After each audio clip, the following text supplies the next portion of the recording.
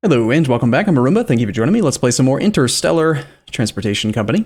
All right, so I've been thinking about this Earth-Mars route, and even though we're going to use some rockets, I think in the initial stages of the game, let's go ahead and actually plan on building a regular full-size ship to also facilitate bringing, I think, water mostly, water and maybe some food. Maybe possibly we'll try out the hybrid ship strategy a little bit more as well. So one thing I was looking at is if we go here. There is a minor complaint I have about this UI. Notice how also the music is just turned off randomly? That's not me, that's just the music just decides sometimes to just not be on for a while. And then it comes back on and it's a completely different theme. It's kind of strange. So anyway, one minor complaint that I have is that if I go to Earth, sorry, if I go to Mars, let's go to Mars, and we look at their information, right? There's a piece of information that's missing. It's not just the price relative to the supply. It's the price relative to the supply relative to the amount that they actually need. It's this 16.45 is waiting. That's what's on the planet. 58.59 is what they need. Once the stockpile is met, they'll stop paying this price for it. Obviously, the higher the price gets, you know that there's a big deficit, but it could be that they're willing to pay through the nose for just one unit, and there's no reason to establish a massive route. Like, for example, they're paying 300 for machinery, and they need like 3,955 more. That's pretty big. But with food, they're paying 300, and they only need about 40. So my complaint would be that if you're looking here, and you're trying to decide, okay, which routes are the best to establish? Here's a good example. Luna needs medicine. Ooh, I should definitely send medicine to Luna. All right, so I go to look at Luna, and then I go to see, well, how much do they actually need? 1 unit. I can send 1 unit of medicine. That's it. So there's no reason to try to set this massive route up to take medicine to the moon when it's just 1 unit. However, that actually might be worth making a rocket for. Let's see if we can just add a one-time rocket to that. We'll go Earth, Luna Direct, add a Sparrow rocket, deliver to Earth. We'll clear the cargo bays. We'll send medicine. 1 unit of medicine and I guess some water. Right, so anyway, back to the topic of Mars. I think that we should create a route that's going to actually bring a sizable amount of water here. Also, I'm not really sure what this 91.93 means when it actually says 87.88. Like, which one is it? You know? Machinery is also good because machinery will bring up the development level, which brings up the speed that the port grows and stuff. But let's just queue up one more ship. We'll say manage the routes. Actually, you can do it in a lot of different places. This thing, I think, I don't really like these bars as much as I like the numbers and stuff. I think they're easier to see. You can also see colonists. On Earth, there are, I believe this is showing Earth, there are 3 passengers wanting to go to Mars, 16 that want to go to Luna. So if we go to, and like you would assume you could like click on one of these to change it, but no, you've got to switch back to this one, then click on Earth, then click on go to. It's so quirky. Here, yes, we can see 3 people want to go to Mars and 16 want to go to the moon. Now, colonists, I think, are the only type of cargo that there is no ability to make a ship wait for them. Like, they want to go when they want to go. So, the colonists wanting to go to the moon are only paying $256. The colonists paying to go to Mars are paying $630. So even a rocket with just 3 colonists and nothing else would be like nearly $2,000. So it's definitely worth making. But it's, again, I think rockets are more of an early game thing, but they're kind of tedious to manage. Like, you gotta keep looking at how many colonists want to go there, create specialized rockets for just the correct number that want to go, and, you know, it just seems kind of maybe too much. And then I could also do the Earth Luna. We could add a couple rockets of just, you know, people. Earth Luna Direct, deliver to Earth. We'll order 3 of these. Now, if any of the other AI try to order or kind of handle this need, then I could just be out, and those rockets could launch with nothing on them. But let's actually let some time pass and go from there. I don't have to be paused the whole time, do I? right, so for the the actual Earth-Mars Direct, let's go with a ship that's going to carry water and food. Maybe not. Now, let's make it a full hybrid ship. Why not? We'll go some food, some water, some machinery. And then we'll add one more of each. And then we'll prioritize water a little bit extra because they wanted extra water. All right, we can see some of our rockets already en route. There's the Spar 001. That is the Sparrow rocket, and it's the very first one we've ever created. There's the third one we've created. We've already launched one to the moon, it looks like. And then if you click on it, you can actually see exactly what's on it. It's got 3 units of water, 1 unit of machinery, 1 unit of food. And this one is the 3 colonists, 1 water, 1 food. Gotta really zoom in to see the routes between Earth and the moon. But I assume we don't even have the full-size ships done yet. You can do filtering here. See, these are just the Sparrow rockets. Then there's the 3 bigger ships. This one's currently loading and unloading. This one says manufacturer needs gate. And this one is on order, and it won't be done for another 20 days. It was purchased, and it's still being built on Earth. So the one that is on Earth-Luna Direct is currently on Earth. This one is currently loading on the moon. So the issue right now then is that we have a rocket that is currently taking up our only gate on Earth, which is blocking this ship from loading up with its 15 water, 5 food. However, we're only doing a couple of extra rockets, so it makes sense, I think, to just wait. And that's all right. We should see a rocket just kind of blast off from Earth to the moon. There it goes right there. Sparrow 005 with 5 colonists on it. So there you can see the amount of money that made, 1,300 ducats, which is not a huge amount relative to the rocket's cost of 930. But the argument I think that there is for continuing to do that, even if it's a tiny, tiny profit, is because it builds up company reputation. Another thing we can do to increase company reputation is we can build a building. We can build a local office. It just provides reputation per week for 40 grand. I think, though, I would rather pay off that predatory loan before doing something like that. We've already queued up a 3rd ship, so I think I am probably just going to pay off the loan now. I tried this a few different times, and every time I paid it off early, it just helped out pretty tremendously, I think, with the overall finances of the company. You can see here, we managed to make it through 1 month. No. Yeah, 1 month. Yeah, pretty impressive. Loan interest. We were paying 1,625 ducats in interest. 12 months a year. It's 19,500.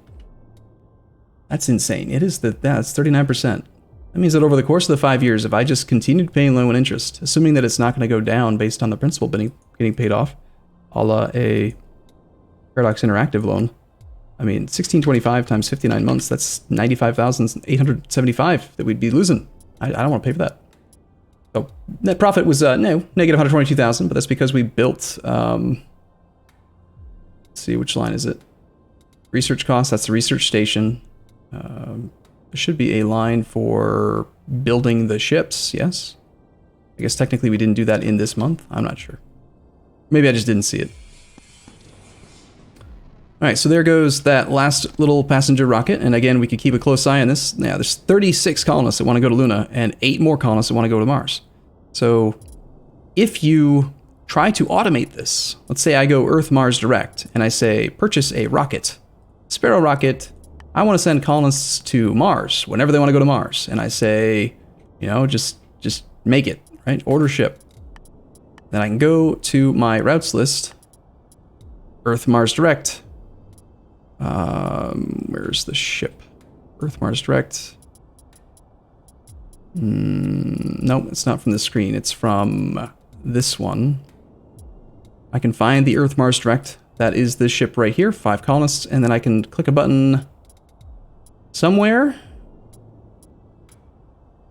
There is a button to automatically reorder, and I'm just blind for a second. I think it actually is on the route itself. This button, reordering disabled. Toggle reordering of rockets for this route. Rockets are single-use ships, and able to reorder rockets when it arrives at its destination. Oh, right, I can automate the delivery of colonists to Mars, right? Sounds really great. The problem is that if you do this click, then every time the colonist ship arrives, it'll just create a new rocket, whether or not there's anyone that wants to go there. And then you just find later on down the road, you're just launching rockets at Mars that are empty. The game doesn't do anything to stop you, and there's no option for passengers to disable it. So I feel like this is like the thing that frustrates me the most about this game is that you have to pay close attention to colonists, or the alternative, and this is what someone suggested to me on Twitch the other day, is just ignore it. Just don't even worry about it and let the AI do the colonists. Unfortunately, the min-maxer in me wants to make that money. You know, I see 5 times 626 and think, ooh, that's a pretty good return on investment. You know?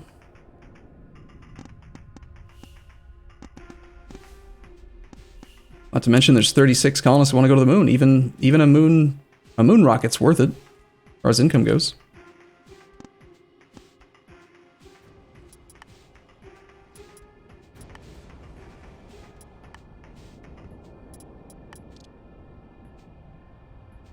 All right, so we are still waiting for this rocket, or sorry, this doing. It's going to be complete in 4 more days. It'll launch from Earth and take out some food, some water, and some machinery very slowly to Mars. But I think that long term we're going to want real ships. The Doing 909001 is currently in a state of disrepair, and it is getting maintenance at gate. So disrepair, how likely it is that the ship will break down? Reduce this by landing it at a planet with a maintenance shed not already in use.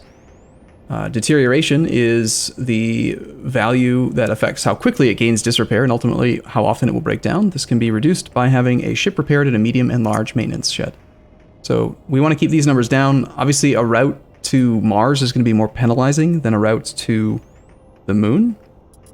And we got to like kind of keep stock of like how our ships are doing overall. I'm assuming that the one that's going to be going to Mars will be breaking down the most. We can also see our competitors got some ships out.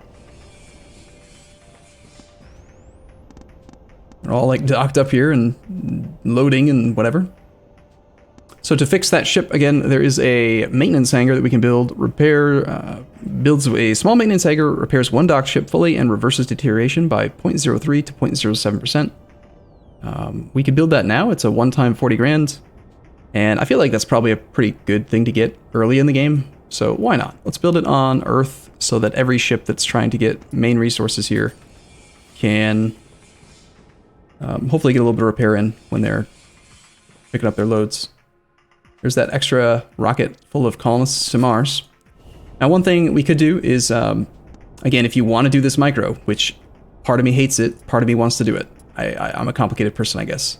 If I order another passenger rocket, one thing I've noticed is that every single time a rocket full of colonists arrive, the demand for food and water goes up relative to the population on the planet. So if 5 colonists want to go there, you can pretty much guarantee that they're going to want about 10 units of food, 10 units of water. So you can always launch colonists and follow it up with water and food, which makes sense. Down here we have an alerts thing where we can see if there are any subsidies happening or anything.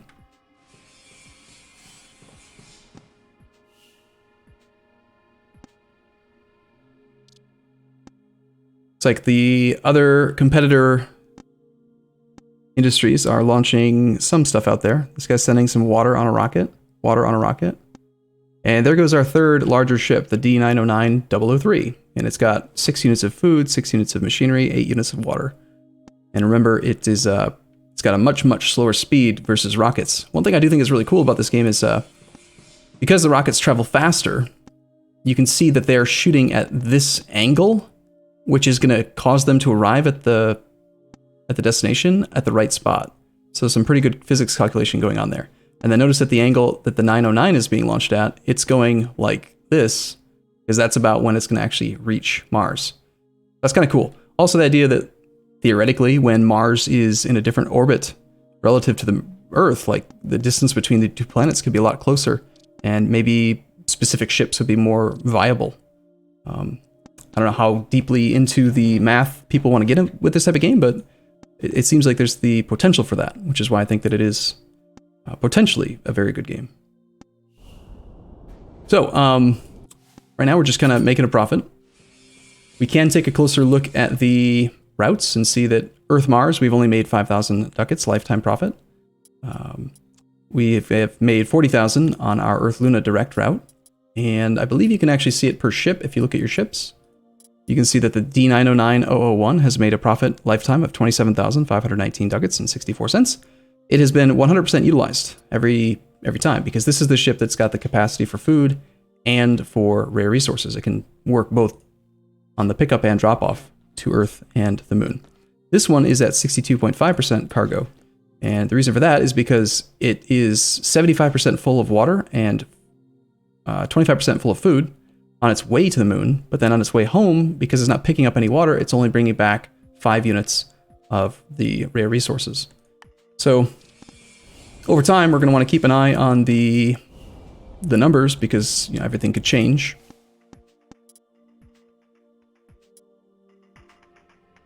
Paying close attention to which routes are profitable and what's going on, I think, is important. And of course, this isn't it. There's, well, I don't know if you could tell. There's a lot. This is just Seoul. Eventually, we will move out into all of these other regions, and eventually, potentially very soon, I've actually seen it happen like within the first month. Earth will launch a colony ship, and they will colonize the moons of Jupiter. They will colonize, they'll colonize Mercury or Venus, and add new routes. There's also potentially the concept of doing deals at a loss simply to increase the potential in the future. For example, I could just ship machinery to Mars, even if it's not making me any money, because I want Mars to be developed. So Mars does have some colonists that want to go out, so let's just add another rocket for them.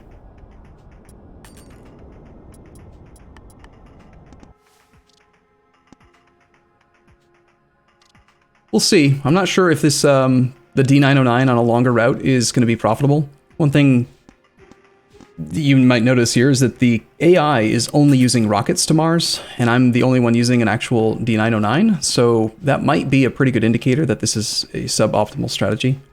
But it's also potentially more of a long-term solution, right? Because this ship can be used for other things in the future. And you can retrofit it. You don't have to keep it with the configuration that it has. So I feel like long-term, it's probably a good idea to invest in.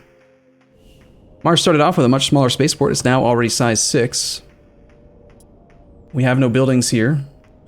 We could subsidize them to build specific things. However, to do that, we need the research. We need technology for it. But we can try to force Mars to produce specific goods if we want to. Might also make sense to build a local office. Previous 360 days, we have gone up a little bit in reputation. All right, let's see what that ship did. The D9003 has made 5,721 in profit. Unfortunately, on its way home, it's basically, I'm assuming it's not going to pick up anything. Mars does have a tiny bit of raw materials, but that is its own special cargo bay. Speaking of raw materials, actually, there is a large abundance of raw materials on the moon, and they're making tons of it, 1,300, and I believe Earth wants that. Not a huge amount, but they wanted enough that we could probably make a route that's profitable with that. So let's just take a look at the Earth lunar route. And again, the ships that we have, I don't think any of them are actually capable of carrying raw materials yet. So let's just build a dedicated raw materials hauler. We'll go, again, Earth Luna Direct, add a new ship, the D909. One thing I could do is wait for research, try to build a bigger ship instead of doing another one, but I think opportunity cost, right? Every month that goes by that we're not hauling it, we're missing out on potential money. So let's just do a dedicated dry hopper cargo bay D909. And let's have it delivered to Luna, because that's the starting point for that route. And we'll try to capitalize on that a little bit as well. All right, so I'm going to take a short break here. I'll be back in the next episode. Again, let me know what your thoughts are down below. Hope you guys are enjoying this this campaign or this title so far. Let me know if maybe I'm just being a bit pedantic with my interface critiques and complaints, or if you think I'm right and these things need to be addressed by the developer. Thanks for watching. I'll see you soon.